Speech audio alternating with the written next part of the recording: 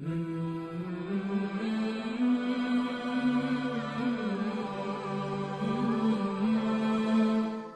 لله رب العالمين،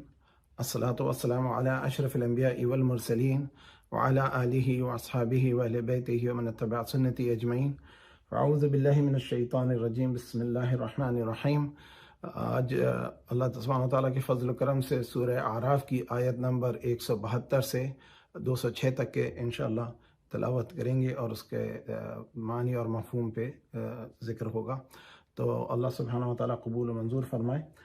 میں ابتدا کرتا ہوں۔ وَإِذْ أَخَذَ رَبُّكَ مِن بَنِي آدَمَ مِن ظُهُورِهِمْ ذُرِّيَّتَهُمْ وَأَشْهَدَهُمْ عَلَىٰ أَنفُسِهِمْ أَلَسْتُ بِرَبِّكُمْ قَالُوا بَلَىٰ شَهِدْنَا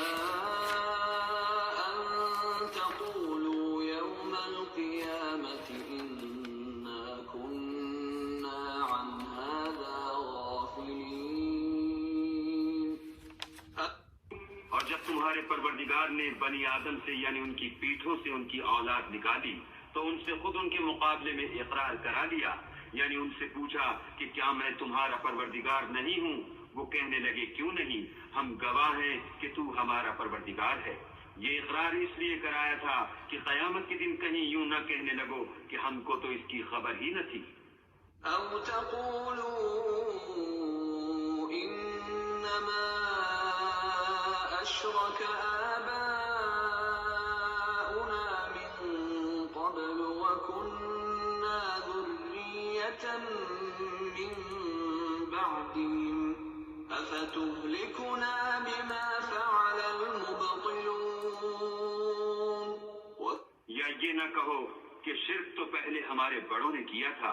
اور ہم تو ان کی اولاد تھے جو ان کے بعد پیدا ہوئے، تو کیا جو کام اہل باطل کرتے رہے اس کے بدلے تو ہمیں ہلاک کرتا ہے؟ كَذَلِكَ نُفَصِّلُ الْآيَاتِ وَلَعَلَّهُمْ يَرْجِعُونَ۔ اور اسی طرح ہم اپنی آیتیں کھول کھول کر بیان کرتے ہیں تاکہ یہ رجوع کریں۔ وَاتْلُ عَلَيْهِمْ نَبَأَ الَّذِي آتَيْنَاهُ آيَاتِنَا فَانسَلَخَ مِنْهَا فَأَتْبَعَهُ الشَّيْطَانُ فَكَانَ مِنَ الْغَاوِينَ۔ اور ان کو اس شخص کا حال پڑھ کر سنا دو جس کو ہم نے اپنی آیتیں عطا فرمائیں اور حق پادشاہ علم شرعی سے مزین کیا تو اس نے ان کو اتار دیا، پھر شیطان اس کے پیچھے لگا تو وہ گمراہوں میں ہو گیا۔ وَلَوْ شِئْنَا لَرَفَعْنَاهُ بِهَا وَلَكِنَّهُ أَخْلَدَ إِلَى الْأَرْضِ وَاتَّبَعَ هَوَاهُ فَمَثَلُهُ كَمَثَلِ الْكَلْبِ إِن تَحْمِلْ عَلَيْهِ يَلْهَثْ أَوْ تَتْرُكْهُ يَلْهَث ذَلِكَ مَثَلُ الْقَوْمِ الَّذِينَ كَذَّبُوا بِآيَاتِنَا فَاقْصُصِ الْقَصَصَ لَعَلَّهُمْ يَتَفَكَّرُونَ۔ اور اگر ہم چاہتے تو ان آیتوں سے اس کے درجے کو بلند کر دیتے، مگر وہ تو پستی کی طرف مائل ہو گیا اور اپنی خواہش کے پیچھے چل پڑا، تو اس کی مثال کتے کی سی ہو گئی کہ اگر سختی کرو تو زبان نکالے رہے اور یوں ہی چھوڑ دو تو بھی زبان نکالے رہے۔ یہی مثال ان لوگوں کی ہے جنہوں نے ہماری آیتوں کو جھٹلایا، تو ان سے یہ قصہ بیان کر دو تاکہ وہ فکر کریں۔ سَاءَ مَثَلًا الْقَوْمُ الَّذِينَ كَذَّبُوا بِآيَاتِنَا وَأَنفُسَهُمْ كَانُوا يَظْلِمُونَ۔ جن لوگوں نے ہماری آیتوں کی تکذیب کی ان کی مثال بری ہے اور انہوں نے نقصان کیا تو اپنا ہی کیا۔ مَن يَهْدِ اللَّهُ فَهُوَ الْمُهْتَدِي وَمَن يُضْلِلْ فَأُولَٰئِكَ هُمُ الْخَاسِرُونَ۔ جس کو اللہ ہدایت دے وہی راہ یاب ہے، اور جس کو گمراہ کرے تو ایسے ہی لوگ نقصان اٹھانے والے ہیں۔ الحمد للہ رب العالمین، الصلاۃ والسلام علی اشرف الانبیاء والمرسلین وعلی آلہ واصحابہ وآل بیتہ ومن اتبع سنت اجمعین۔ اعوذ باللہ من الشیطان الرجیم، بسم اللہ الرحمن الرحیم۔ ہم نے یہ آیت سنی، ان آیات میں دو اہم ذکر ہیں اور ان کو ذرا توجہ کی ضرورت ہے، اور اس میں ایک جو بہت اہم ذکر ہے وہ یہ ہے کہ اللہ سبحانہ وتعالیٰ نے یہ ذکر فرمایا کہ کائنات میں روحوں کا پیدا کرنا۔ پہلے حضرت آدم علیہ السلام کی روح کو تخلیق کیا ان کے جسم کے ساتھ، اور پھر اس کے بعد اللہ سبحانہ وتعالیٰ نے ان کے جسم میں اپنی جانب سے روح کو پھونک دیا، اور یہ اللہ سبحانہ وتعالیٰ فرما رہے ہیں وَإِذْ أَخَذَ رَبُّكَ۔ اچھا، کلام ہو رہا ہے حضور سے، اور جب تیرے رب نے محمد صلی اللہ علیہ وسلم سے فرما رہے ہیں، جب آپ کے رب نے اے نبی صلی اللہ علیہ وسلم بنی آدم میں ان کی کمروں سے، ان کی ظہوروں سے، ان کی پیٹھوں سے، ان کی پیٹھ سے ان کی ذریات کو جب انہوں نے نکالا، اللہ تعالیٰ نے اپنی روح آدم میں، ایک خاص روح تھی جس کو روح کہا جائے، اس سے آدم علیہ السلام کو جان دی، جو ان سب بنی نوع انسان کی اشرف المخلوقات کی روح ہے، اور اس سے ان میں جان آئی، اور اس روح سے جو جان آئی پھر انہوں نے اللہ تعالیٰ نے ان کی روح سے اور ارواح کو نکالا جو کائنات تک آنے والے تمام انسانوں کی ارواح ہیں، جن کی اولاد کہا گیا بنی آدم کو، اور پھر ان سے اللہ تعالیٰ نے ایک عہد لیا، ان کو گواہ بنایا علی انفسہم، اپنے آپ اپنی جانوں پر، اور ان سے عہد لیا کیا میں تمہارا رب نہیں ہوں؟ تمام نفسوں نے کہا کہ بے شک اللہ تعالیٰ آپ ہمارے رب ہیں، تاکہ تم یہ نہ کہو قیامت کے دن کہ اس بات سے ہم غافل ہیں، اور یہ کہو کہ شرک تو ہمارے آبا و اجداد نے کیا تھا، اور ہم جو ہیں صرف اس کو اِنَّا كُنَّا قَبْلَ وَكُنَّا ذُرِّيَّةً مِّن بَعْدِهِمْ، اور ہم تو صرف ان کی نسلیں ہیں اور اولادیں ان کے بعد ہیں۔ أَفَتُهْلِكْنَا بِمَا فَعَلَ الْمُبْطِلُونَ، پھر ہم نے اسی پہ ان کو ہلاک فرمایا جو اہل باطل ہیں، اور اسی طرح ہم اپنی آیات کھول کھول کر بیان کرتے ہیں تاکہ تم لوٹو اپنی نیکی کی طرف۔ یہ کلام ہو رہا ہے حضور علیہ الصلوۃ والسلام کی زبان مبارک اور وجود مبارک سے، قریش سے، لیکن قیامت تک کے آنے والوں کے لیے یہ بات پیغام ہے کہ سب یہ بات سمجھ لیں کہ ہم جو ہیں آدم کی اولاد ہیں، اور کس طرح سے اللہ تعالیٰ نے تخلیق کیا، کیونکہ کفار قریش جو تھے وہ اس بات سے منکر تھے۔ اچھا، اس کے بعد جو ذکر آ رہا ہے انشاءاللہ اس بارے میں بھی بات کروں گا۔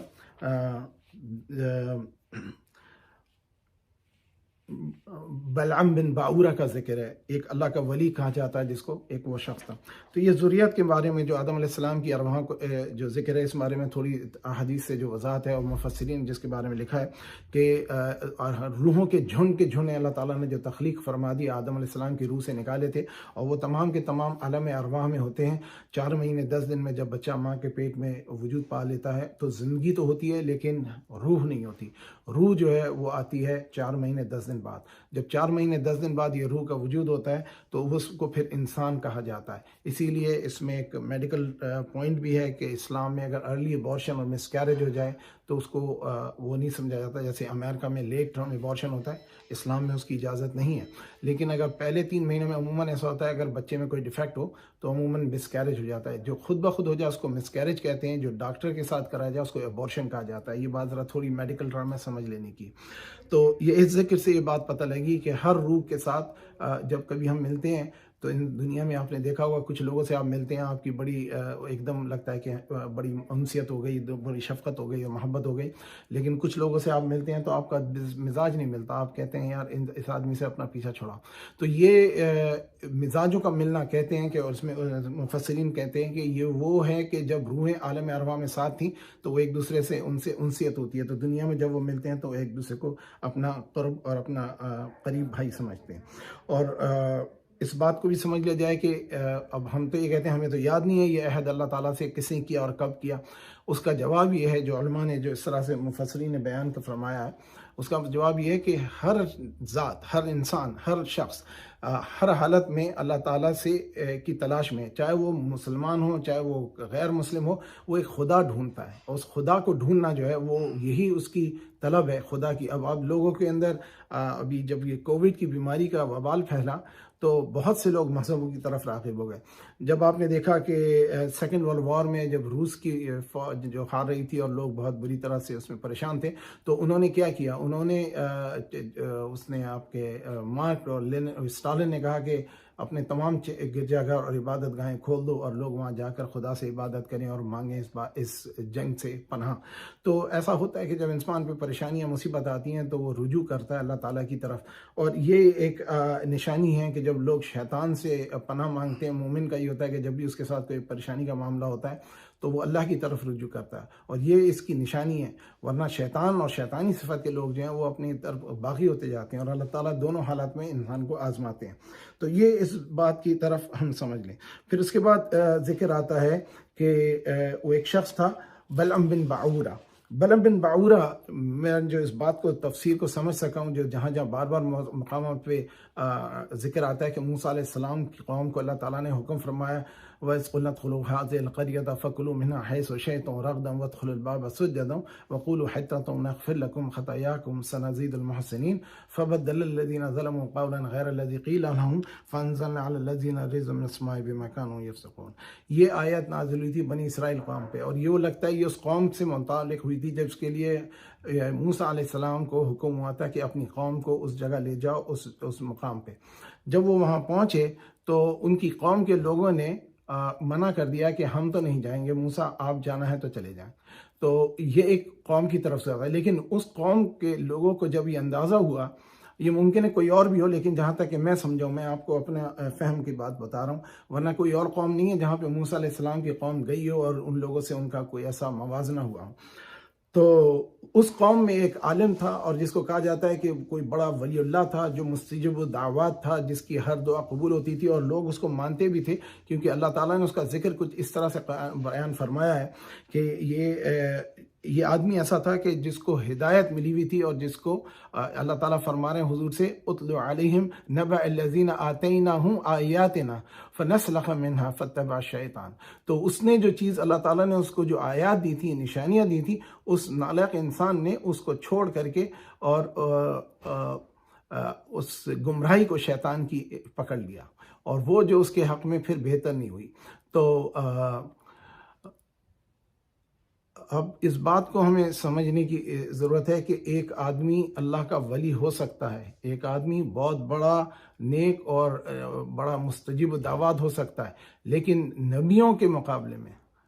اس کا مقابلہ نہیں ہے۔ موسیٰ علیہ السلام اللہ کے نبی، اللہ کے رسول تھے، اور ان کا مقام اور ان کا درجہ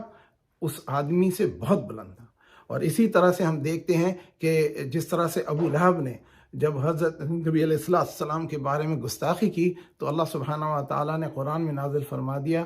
تبت یدا ابی لہب وتب۔ تو نبی کے خلاف اس نے جو باتیں کری تھی نا، جس طرح سے حضور نے اسلام کی دعوت دی، تو وہ ابو لہب کہنے لگا نعوذ باللہ تبا لک یا محمد۔ اسی طرح سے یہ آدمی نے ہاتھ اٹھائے، اور یہ مستجب دعوت تھا۔ لوگوں نے پہلے جب اس کے پاس گئے تو اس نے منع کیا، بعد میں کہنے لگا کہ جب اس کو لوگوں نے دعوت دی اور دولت دی اور اس کو بڑی رجانے کی کوشش کی، تو وہ دنیاوی طلب میں شیطانی وسوسے میں آ گیا، اور اس نے کہا میری دعا تو کبھی رائے گا نہیں جاتی، تو میں کھڑا ہو کر کے اللہ کے سامنے دعا کرتا ہوں۔ اور جب اس نے دعا کے لیے ہاتھ اٹھائے تو مفسرین بیان فرماتے ہیں کہ اس کی زبان سے الٹے لفظ نکلے، یعنی اس نے دعا دی تھی کہ موسیٰ علیہ السلام اور ان کی قوم برباد ہو جائے، لیکن اس کی زبان سے لفظ یہی نکلتے رہے کہ وہ اور اس کی قوم برباد ہو جائے، یعنی اس کی زبان پلٹ نہیں پا رہی تھی، اور پھر وہ جو ہے گمراہ ہو گیا اور اس پہ اللہ کی لعنت ہوئی، اور یہ واقعہ بیان کیا جاتا ہے۔ تو اس لیے اولیاء اللہ کی شان اپنی ہے، لیکن اولیاء اللہ جو ہیں وہ نبی کے تابع ہیں، ان کے معجزات بھی ہوتے ہیں، ان کی کرامات بھی ہوتی ہیں، ان کے مقامات بھی ہوتے ہیں، ان کے درجات بھی ہوتے ہیں۔ جیسے ہم نے دیکھا ہے ابھی سورہ کہف میں آئیں گے، پڑھیں گے ہم، کہ حضرت خضر علیہ السلام کے پاس کچھ علوم تھے، کچھ معاملات تھے۔ تو کوئی یہ کہے کہ نبی سے بڑا آگے کوئی نہیں ہو سکتا، اللہ کی دین، اللہ جس کو چاہے جو علم دے دے، نبی کا تابع ضرور ہوتا ہے، اس کے پاس طاقت ہو، قوت ہو، علم ہو، سب کچھ ہو، لیکن وہ نبی کے آگے نہیں ہو سکتا۔ جیسے کہ حضرت خضر کا واقعہ انشاءاللہ جب پڑھیں گے تو سمجھ میں آئے گی کہ اولیاء اللہ کی بڑی شان ہوتی ہے۔ پھر ہم نے جیسے ابھی پڑھیں گے سلیمان علیہ السلام کا واقعہ کہ آپ کے دربار میں بیٹھے ہوئے آصف بن برخیہ نے تخت لے آئے۔ نبی بھی لا سکتے تھے کیونکہ نبی ہیں، لیکن اللہ تعالیٰ نے کچھ علوم دیے ہوتے ہیں اور اب نبیوں کو پتہ ہوتا ہے۔ جیسے حضرت ابو بکر کو اللہ تعالیٰ نے علم دیا تھا خواب کی تعبیر کا، نبی صلی اللہ علیہ وسلم بھی تعبیر کرتے تھے، اس کا مطلب یہ نہیں ہے کہ وہ حضور سے آگے آ گئے، لیکن حضور کی امت میں تو اللہ تعالیٰ اپنے بندوں میں کچھ کو خاص عبد من عباد نا بڑی تخصیص دیتا ہے، اور اسی بنیاد پہ ہم یہ کہتے ہیں کہ جیسے ہمارے یہاں غوث العظم ہیں، جیسے ہمارے یہاں خواجہ غریب نواز ہیں، یا نظام الدین اولیاء رحمۃ اللہ علیہ، اور اولیاء کرام ہیں جو آئے تھے اور جو آتے رہے ہیں اور آتے رہیں گے، کیونکہ دین کی تعلیم کا اور دین کی اس کا سلسلہ رہے گا، لیکن وہ نبی سے آگے نہیں بڑھ سکتے اور نبی کی شان میں بے ادبی بھی نہیں کر سکتے، اور اس شخص نے ایسی کیا تھا، اللہ تعالیٰ نے اس کو وہ سزا دی، جس کے بعد اس کو اللہ سبحانہ تعالیٰ نے یہ بھی بتایا کہ وہ ہم اس کے درجات بلند کر دیتے اور اس کو ہم ہدایت دیتے، لیکن اس نے اپنے تئیں یہ سوچا اور یہ چاہا، تو پھر اس کے بعد اللہ سبحانہ تعالیٰ فرما رہے ہیں کہ پھر ہم نے کئی ایسے لوگوں کو جہنم کو ان لوگوں سے بھر دینا ہے، تو اللہ سبحانہ تعالیٰ آگے فرما رہے ہیں وَلَقَدْ ذَرَأْنَا لِجَهَنَّمَ كَثِيرًا مِنَ الْجِنِّ وَالْإِنسِ لَهُمْ قُلُوبٌ لَا يَفْقَهُونَ بِهَا وَلَهُمْ أَعْيُنٌ لَا يُبْصِرُونَ بِهَا وَلَهُمْ آذَانٌ لَا يَسْمَعُونَ بِهَا أُولَئِكَ كَالْأَنْعَامِ بَلْ هُمْ أَضَلُّ أُولَئِكَ هُمُ الْغَافِلُونَ اور ہم نے بہت سے جن اور انسان دوزخ کے لیے پیدا کیے ہیں، ان کے دل ہیں لیکن ان سے سمجھتے نہیں، اور ان کی آنکھیں ہیں مگر ان سے دیکھتے نہیں، اور ان کے کان ہیں پر ان سے سنتے نہیں، یہ لوگ بالکل چار پایوں کی طرح ہیں بلکہ ان سے بھی بھٹکے ہوئے، یہی وہ ہیں جو غفلت میں پڑے ہوئے ہیں۔ اس آیت میں 179 آیت میں سورہ الاعراف کی کہ اللہ سبحانہ تعالیٰ فرما رہے ہیں بے شک ہم وَلَقَدْ ذَرَعْنَا لِجَهَنَّمَ كَثِيرًا مِنَ الْجِنِّ وَالْإِنسِ لَهُمْ قُلُوبٌ، تو اللہ تعالیٰ ان کی صفت بیان کر رہے ہیں کہ اللہ تعالیٰ جہنم سے بھر دیں گے اکثر جنوں سے اور انسانوں سے، ان کے پاس دل ہیں مگر اس سے وہ سوچتے نہیں، یعنی دل کو کہا گیا، یہ قلب جو ہے نا یہاں پہ برین کا جو سینٹر ہے اس کو کہا جاتا ہے، اس کو عموماً قلب کے ساتھ اور اس کو افئدہ سے بھی تعبیر کیا گیا ہے، علماء کا یہ کہنا ہے، فہم بھی، اور لیکن دل کا تعلق دماغ سے بھی ہوتا ہے، ان کا نروس سسٹم ہارٹ کا اپنا ہے، تو اللہ تعالیٰ فرمائے ہم دیتے ہیں نا، ہم کہتے ہیں کہ یار دل نہیں مان رہا، عقل کی بات عقل کی ہوتی ہے لیکن دل نہیں مان رہا، تو یہ کلام ہے جسے یہ بتایا جا رہا ہے کہ ذہن اور دل کا ایک جو ملاپ ہے اس کے ربط کے اندر بیان کیا جا رہا ہے کہ ان کے پاس دل ہیں لیکن وہ سوچتے نہیں ہیں، اور ان کے پاس آنکھیں ہیں وہ دیکھتے نہیں، اور ان کے پاس کان ہیں لیکن وہ سنتے نہیں۔ اب یہ دیکھیے، اب یہ لوگ تو کان اور دیکھنے والے اور بولنے والے اور سننے والے تھے، اب ہمارے ہاں تو ایک بحث چل جاتی ہے کہ جناب جو مر گیا وہ نہیں سن سکتا، یہاں تو اللہ تعالیٰ قرآن میں ان کو بھی بیان کر رہا ہے کہ جو زندہ ہیں اور جاگتے ہیں اور وہ بھی نہیں سنتے۔ اب ہم یہ دیکھتے ہیں کہ ایسی اللہ تعالیٰ کا خود کا ذات کا وجود ہے کہ جس میں اللہ تعالیٰ بغیر کان کے اور بغیر آنکھوں کے اور بغیر زبان کے بیان بھی فرما رہا ہے اور دیکھ بھی رہا ہے اور سن بھی رہا ہے، اور اللہ تعالیٰ بغیر جسمانی ہاتھوں کے تمام چیزوں کا معاملہ بھی چلا رہا ہے اور کائنات کی تخلیق بھی فرما رہا ہے۔ یہ تمثیل ہمارے سمجھنے کے لیے بیان کی گئی ہے، ہم اللہ تعالیٰ کا ادراک نہیں کر سکتے جیسا کہ اللہ تعالیٰ کی ذات ہے۔ تو اس کے علاوہ ایک بات یہ بھی ہے کہ اللہ تعالیٰ نے فرمایا پچھلی آیت جو ہم نے 178 میں پڑھا کہ جس کو اللہ ہدایت دے، جس کو اللہ تعالیٰ ہدایت دے اس کو کوئی گمراہ نہیں کر سکتا، اور جس کو اللہ گمراہ کرے اس کو کوئی ہدایت نہیں دے سکتا۔ یہ ایک بہت اہم بات ہے اور یہ ایک بہت اہم چیز ہے جس کو کہ ہم سمجھنے کی کوشش کریں۔ اللہ سبحانہ و تعالیٰ نے ہم پر بڑا احسان فرمایا کہ ہمیں اسلام میں بغیر کسی کوشش کے اللہ تعالیٰ نے ہمیں اسلامی گھروں میں پیدا فرما دیا، اور اگر یہ نہ کرتا ہم برباد اور ضائع ہو جاتے۔ یہ ایک بہت اہم پوائنٹ ہے جس کو کہ اگر ہم سمجھ سکیں۔ دوسرا اس میں ایک عقیدے کا مسئلہ بھی آتا ہے، اس پہ قدر اور جبر، قدر کا معاملہ آ جاتا ہے۔ قدر کے معاملے میں ایک مسند امام ابو حنیفہ میں ایک حدیث ہے اور جس کا میں آپ سے ذکر کرنا چاہوں گا۔ یہ حدیث جو ہے ذرا طویل حدیث ہے، ذرا صبر سے اس کو سنیے گا۔ یہ دوسری حدیث ہے، کتاب الایمان، اسلام میں قدر اور شفاعت اور ارکان اسلام اور قدریہ پہ ذکر ہے۔ قدر کا ذکر یہ ہے کہ بیان کرتے ہیں یحییٰ بن یعمر، امام ابو حنیفہ کے استاد کہتے ہیں کہ میں اپنے ہمراہی کے ساتھ ایک مرتبہ مدینہ طیبہ میں قیام پذیر تھا کہ اچانک عبداللہ ابن عمر نظر پڑے۔ عبداللہ ابن عمر نظر پڑے، میں نے ساتھی سے کہا کہ کیا چاہتے ہو کہ ہم ان کے پاس جا کر قدر کا مسئلہ پوچھیں؟ کہا ہاں۔ تو میں نے کہا اچھا مجھے سوال کرنے دو، کیونکہ میں ان کو تم سے زیادہ جانتا ہوں۔ یحییٰ کہتے ہیں کہ میں نے پھر حضرت عبداللہ کی خدمت میں حاضر ہوئے تو میں نے عرض کیا، اے ابو عبد الرحمن، یعنی حضرت عبداللہ ابن عمر کی کیفیت، ہم اس سرزمین میں چلتے پھرتے ہیں اور کبھی ایسے شہر میں بھی ہمارا گزر ہوتا ہے جس کے باشندے کہتے ہیں کہ قدر کوئی چیز نہیں، تو ایسے لوگوں کو ہم کیا جواب دیں؟ آپ نے فرمایا ان کو میری طرف سے یہ بات پہنچا دو کہ میں ان سے بیزار ہوں اور بری، اور اگر میں کچھ مدد پالوں تو ان سے جہاد کروں۔ پھر آپ نے حدیث بیان فرمائی، ارشاد فرمایا کہ ہم صحابہ 10-5 کی تعداد میں رسول اللہ صلی اللہ علیہ وسلم کی خدمت میں حاضر تھے کہ ناگہاں ایک خوبصورت سفید رنگ کا جس کی کلائیں کندھوں پر لٹکی ہوئی خوشبو میں مہکتا ہوا سفید پوش سامنے سے آتا دکھائی دیا۔ قریب آ کر سلام علیکہ یا رسول اللہ، السلام علیکم کہتے ہوئے رسول اللہ صلی اللہ علیہ وسلم نے بھی سلام کا جواب دیا، اور ہم نے بھی پھر اس سے نہایت ادب سے کہا کہ کیا میں قریب آ سکتا ہوں یا رسول اللہ؟ آپ نے فرمایا آ جاؤ، تو وہ 2 قدم اور قریب ہوا، پھر کھڑے ہو کر نہایت ادب سے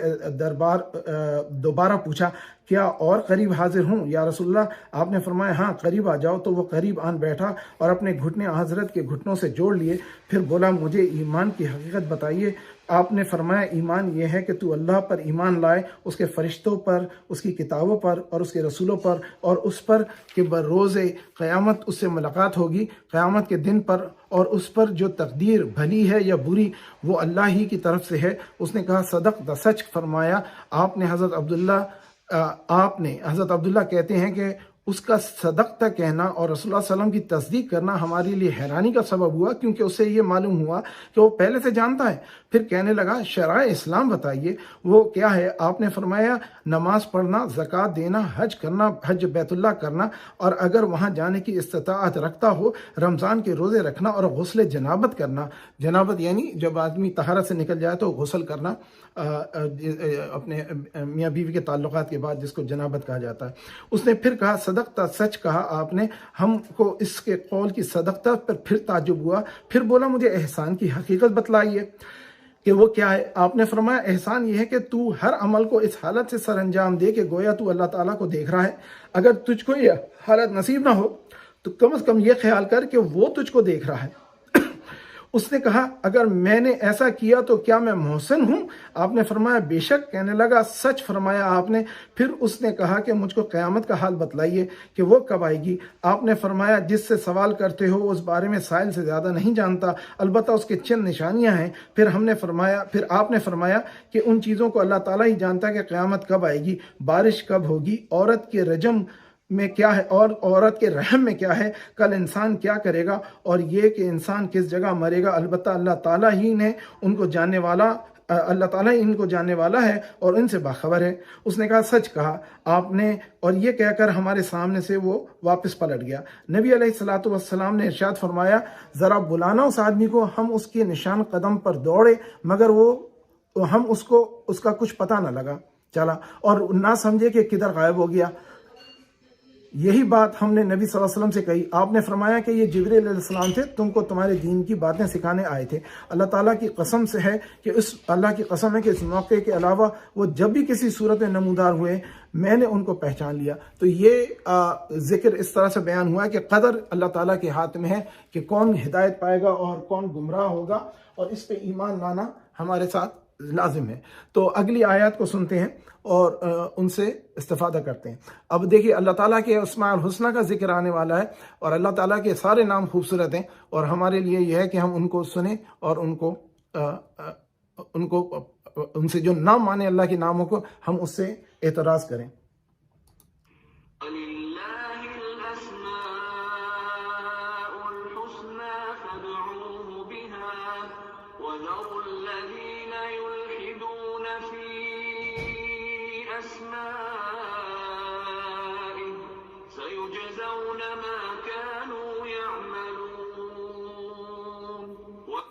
اللہ کے سب نام اچھے ہی اچھے ہیں، تو اس کو اس کے ناموں سے پکارا کرو، اور جو لوگ اس کے ناموں میں کجی اختیار کرتے ہیں ان کو چھوڑ دو،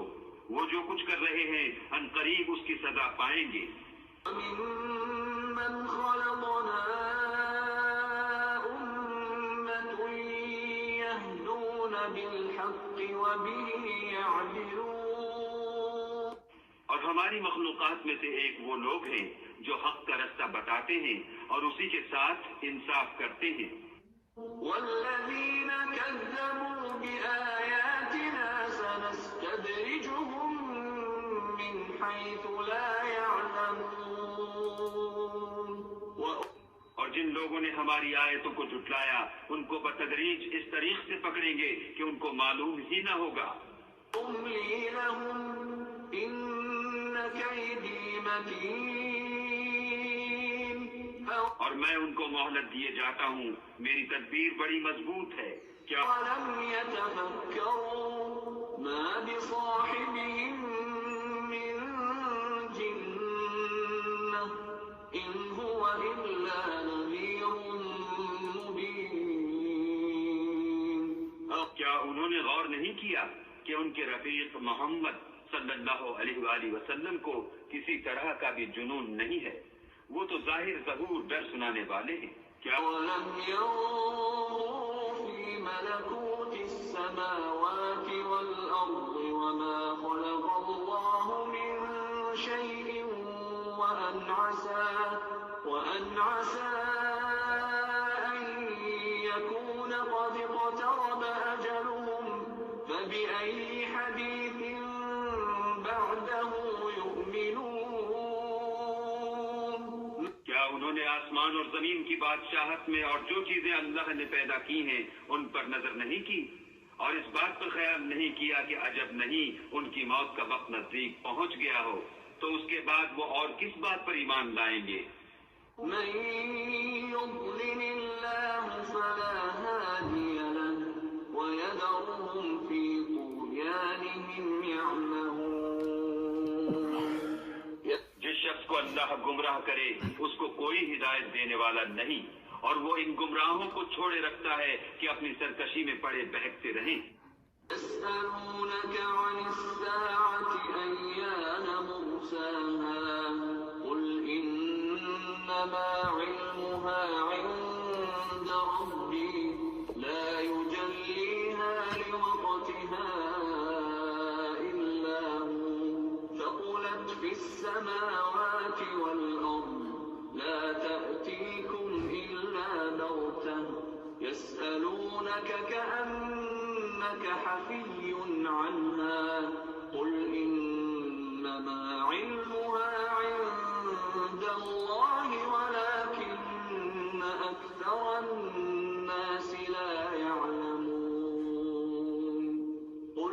یہ لوگ تم سے قیامت کے بارے میں پوچھتے ہیں کہ اس کے واقع ہونے کا وقت کب ہے. کہہ دو کہ اس کا علم تو میرے پروردگار ہی کو ہے، وہی اسے اس کے وقت پر ظاہر کر دے گا. وہ آسمان اور زمین میں ایک بھاری بات ہوگی اور ناگہاں تم پر آ جائے گی. یہ تم سے اس طرح دریافت کرتے ہیں کہ گویا تم اس سے بخوبی واقف ہو. کہو کہ اس کا علم تو اللہ ہی کو ہے لیکن اکثر لوگ یہ نہیں جانتے. اس آیت کا آخری آیت جو آپ نے ابھی سنی اسی کا میں ذکر کر رہا تھا. یہ جو حدیث میں نے آپ کو بیان فرمائی اس میں ایک جو سوال جو پوچھا گیا تھا جبرائیل علیہ السلام نے کہ قال اخبرنی عن الساعة متى هي قال مسئول عنها بعلم من السائل ولكن بها شرائط. تو یہ جو سوال تھا اس قدر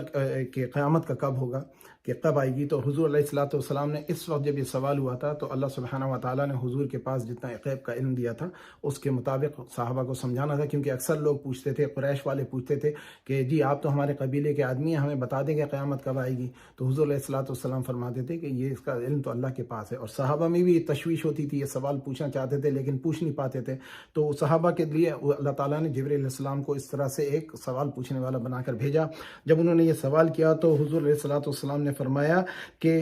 قیامت کے بارے میں کہ وہ کب آئے. آپ نے فرمایا جس سے سوال کرتے ہو وہ اس بارے میں اس سائل سے زیادہ نہیں جانتا، البتہ اس کی چند نشانیاں ہیں. اور وہ پھر آپ نے ان چیزوں کا یہ بیان فرمایا کہ قیامت کب آئے گی، بارش کب ہوگی، عورت کے رحم میں کیا ہے، کل انسان کیا کرے گا، کل انسان کیا کرنے والا ہے، اس کا اللہ کو علم ہے. اب یہ دیکھیے ہم اس بات کو سمجھ سکیں کہ حضور علیہ الصلوۃ والسلام نے کیا بتایا قیامت کے بارے میں اور کیا نہیں بتایا. حضور نے بتا دیا صدی 14ویں صدی کے بعد آئے گی. حضور نے بتا دیا مہینہ محرم الحرام کا مہینہ ہوگا، حضور نے فرما دیا دن جمعہ کا دن ہوگا، حضور نے فرما دیا ساعہ، اس کا ساعہ ہوگا جو جس کو دوپہر کہا جاتا ہے، کہ یہ 12 بجے کا وقت جو ہوتا ہے کہ آدھا دن کے سورج مغرب سے نکلے گا، پھر ڈوب جائے گا، پھر مشرق سے دوبارہ طلوع ہوگا، یہ انہوں نے حضور نے فرما دیا۔ اور اس کے بعد یہ آپ نے یہ فرمایا، صرف جو چیز آپ نے نہیں بتائی کہ کون سا سال ہوگا، سال آپ نے نہیں بتایا، اور سال کے لیے اللہ تعالیٰ نے ان کو، ہم پڑھیں گے قرآن میں، یرد الیہ علم الساعہ، یعنی کہ ساعت کا علم اللہ تعالیٰ سے آیا تھا جبھی لوٹ گیا، یعنی حضور کو اللہ نے دیا تھا کچھ علوم دے کر کے، اور کچھ علوم ایسے ہوتے ہیں جو اللہ تعالیٰ اپنے نیک بندوں کو، اپنے اولیاء کرام کو، انبیاء کرام کو دیتے ہیں، لیکن اس کا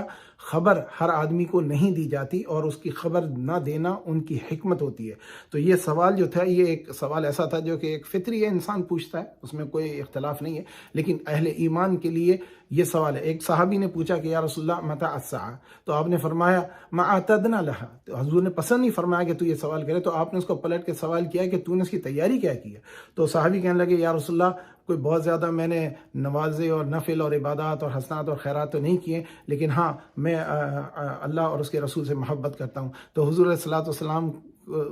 اچھا لگا یہ کلام اس کا، آپ نے فرمایا المرء مع من احب، تو آدمی اسی کے ساتھ روز محشر اٹھایا جائے گا جس سے وہ محبت کرتا ہے۔ تو یہ اس بات سے اندازہ ہوا کہ ہمیں اللہ اور اس کے رسول سے محبت کرنی چاہیے، ہم اپنی طور پہ جتنی ہماری استطاعت ہے اللہ کی اور اس کے رسول کی اتباع کرنی چاہیے، اور ہمارے اندر جتنی ہمت ہے، جتنا ہم کر سکتے ہیں اس معاملے میں سنجیدگی کا اظہار کرنا چاہیے۔ ہم اگر ان چیزوں کے اندر تجاہل اختیار کریں گے یا سے سوال کریں گے کہ جناب قیامت کب آئے گی اور جہنم کیسی ہوگی، جنت، جو قرآن نے بتا دیا ہے وہ ہمارے ایمان کے لیے کافی ہے۔ اب قیامت کے آنے کے اثرات بہت سارے ہیں جو کہ آپ دیکھتے ہیں ہمارے مسلمانوں میں بھی، عیسائی میں زیادہ ہے، مسلمانوں میں بھی کچھ لوگ ایسے ہیں وہ جو ہر وقت قیامت کا وقت گن رہے ہوتے ہیں، تو ان کے لیے اسلام میں اور ہمارے علماء کرام نے اس چیز کو شدید منع، ناپسند فرمایا اور منع فرمایا۔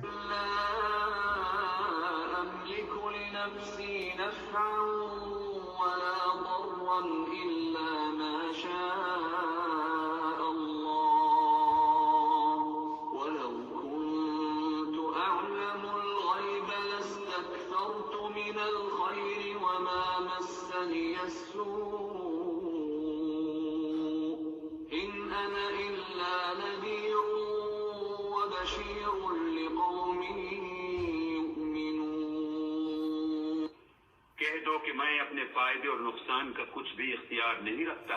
مگر جو اللہ چاہے، اور اگر میں غیب کی باتیں جانتا ہوتا تو بہت سے فائدے جمع کر لیتا اور مجھ کو کوئی تکلیف نہ پہنچتی۔ میں تو مومنوں کو ڈر اور خوشخبری سنانے والا ہوں۔ هو الذي خلقكم من نفس واحدة وجعل منها زوجها ليسكن إليها فلما تغشاها حملت حملا خفيفا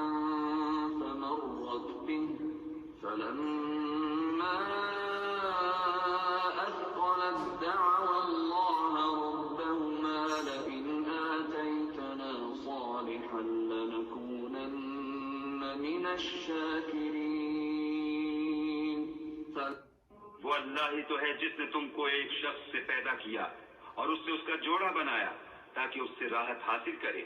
سو جب وہ اس کے پاس جاتا ہے تو اسے ہلکا سا حمل رہ جاتا ہے اور وہ اس کے ساتھ چلتی پھرتی ہے، پھر جب کچھ بوجھ معلوم کرتی یعنی بچہ پیٹ میں بڑا ہوتا ہے تو دونوں میاں بیوی اپنے پروردگار خدا عز و جل سے التجا کرتے ہیں کہ اگر تو ہمیں صحیح و سالم بچہ دے گا تو ہم تیرے شکر گزار ہوں گے۔ فلما آتاهما صالحا جعلا له شركاء فيما آتاهما فتعالى الله عما يشركون۔ جب وہ ان کو صحیح و سالم بچہ دیتا ہے تو اس بچے میں جو وہ ان کو دیتا ہے اس کا شریک مقرر کرتے ہیں، جو وہ شرک کرتے ہیں اللہ کا رتبہ اس سے بلند ہے۔ يشركون ما لا يخلق شيئا وهم يخلقون۔ کیا وہ ایسوں کو شریک بناتے ہیں جو کچھ بھی پیدا نہیں کر سکتے اور خود پیدا کیے جاتے ہیں۔ لا يستطيعون لهم نصرا ولا أنفسهم ينصرون اور نہ ان کی مدد کی طاقت رکھتے ہیں اور نہ اپنی ہی مدد کر سکتے ہیں۔ إن تدعوهم إلى الهدى لا يتبعوكم سواء عليكم أدعوتموهم أم أنتم صامتون اگر تم ان کو سیدھے رستے کی طرف بلاؤ تو تمہارا کہا نہ مانے، تمہارے لیے برابر ہے کہ تم ان کو بلاؤ یا چپ کے ہو رہو۔ إن الذين تدعون من دون الله عباد أمثالكم فادعوهم فليستجيبوا لكم إن كنتم صادقين مشرکو، جن کو تم اللہ کے سوا پکارتے ہو تمہاری طرح کے بندے ہی ہیں۔ اچھا تم ان کو پکارو، اگر سچے ہو تو چاہیے کہ وہ تم کو جواب بھی دیں۔ لهم أرجل يمشون بها أم لهم أيدي يبطشون بها أم لهم أعين يبصرون بها أم لهم آذان يسمعون بها قل ادعوا شركاءكم ثم كيدون فلا تنظرون بھلا ان کے پاؤں ہیں جن سے چلیں، یا ہاتھ ہیں جن سے پکڑیں، یا آنکھیں ہیں جن سے دیکھیں، یا کان ہیں جن سے سنیں؟ کہہ دو کہ اپنے شریکوں کو بلا لو اور میرے بارے میں جو تدبیر کرنی ہو کر لو، اور مجھے کچھ مہلت بھی نہ دو، پھر دیکھو کہ وہ میرا کیا کر سکتے ہیں۔ إن وليي الله الذي نزل الكتاب وهو يتولى الصالحين میرا مددگار تو اللہ ہی ہے جس نے کتاب برحق نازل کی، اور نیک لوگوں کا وہی دوست دار ہے۔ الذين تدعون من دونه لا يستطيعون نصركم ولا أنفسهم ينصرون اور جن کو تم اللہ کے سوا پکارتے ہو وہ نہ تمہاری ہی مدد کی طاقت رکھتے ہیں اور نہ خود اپنی ہی مدد کر سکتے ہیں۔ إن تدعوهم إلى الهدى لا يسمعون وتراهم ينظرون إليك وهم لا يبصرون اور اگر تم ان کو سیدھے رستے کی طرف بلاؤ تو سن نہ سکیں، اور تم انہیں دیکھتے ہو کہ بظاہر آنکھیں کھولے تمہاری طرف دیکھ رہے ہیں مگر فی الواقع کچھ نہیں دیکھتے۔ العفو وأمر بالعرف وأعرض عن الجاهلين محمد صلی اللہ علیہ وآلہ وسلم، عفو اختیار کرو اور نیک کام کرنے کا حکم دو اور جاہلوں سے کنارہ کر لو۔ ما ينزغنك من الشيطان نزغ فاستعذ بالله إنه سميع عليم اور اگر شیطان کی طرف سے تمہارے دل میں کسی طرح کا وسوسہ پیدا ہو تو اللہ سے پناہ مانگو، بے شک وہ سننے والا اور سب کچھ جاننے والا ہے۔ إن الذين اتقوا إذا مسهم طائف من الشيطان تذكروا فإذا هم مبصرون جو لوگ پرہیزگار ہیں جب ان کو شیطان کی طرف سے کوئی وسوسہ پیدا ہوتا ہے تو چونک پڑتے ہیں اور دل کی آنکھیں کھول کر دیکھنے لگتے ہیں۔ إخوانهم يمدونهم في الغي ثم لا يقصرون اور ان کفار کے بھائی انہیں گمراہی میں کھینچے جاتے ہیں پھر اس میں کسی طرح کی کوتاہی نہیں کرتے۔ إذا لم تأتهم بآية قالوا لولا اجتبيتها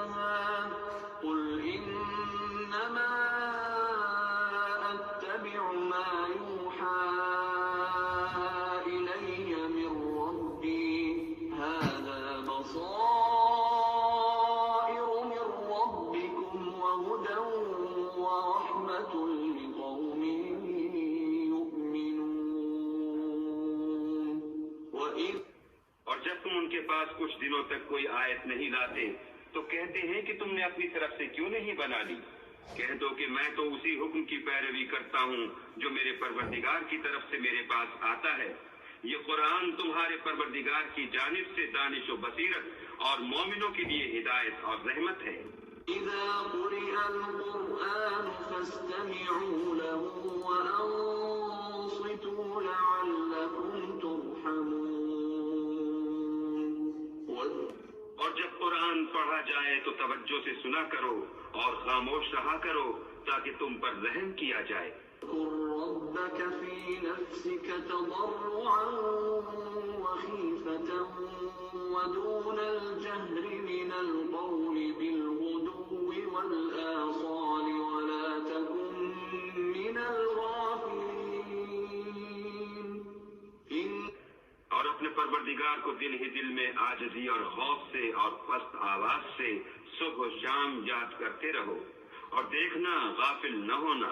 إن الذين عند ربك لا يستكبرون عن عبادته ويسبحونه وله يسجدون۔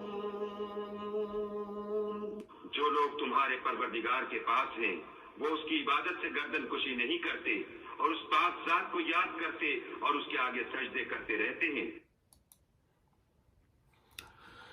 صدق اللہ العظیم، صدق رسولہ النبی الکریم، والعاقبۃ للمتقین، ونحن علی ذلک لمن الشاہدین والشاکرین، والحمد للہ رب العالمین۔ اس آخری آیت کا آیت سجدہ ہے، اس پہ تمام لوگ جو ہیں ایک بار سجدہ کریں گے، جنہوں نے سنا اور جنہوں نے پڑھا۔ اور ان پچھلی جو میں نے کئی آیتیں آپ کے سامنے تلاوت کرنے کا یہ سننے کا شرف حاصل ہوا ہم سب کو۔ میں نے اس کو یوں نہیں روکا، ہمارے پاس صرف ابھی 4 منٹ موجود ہیں اور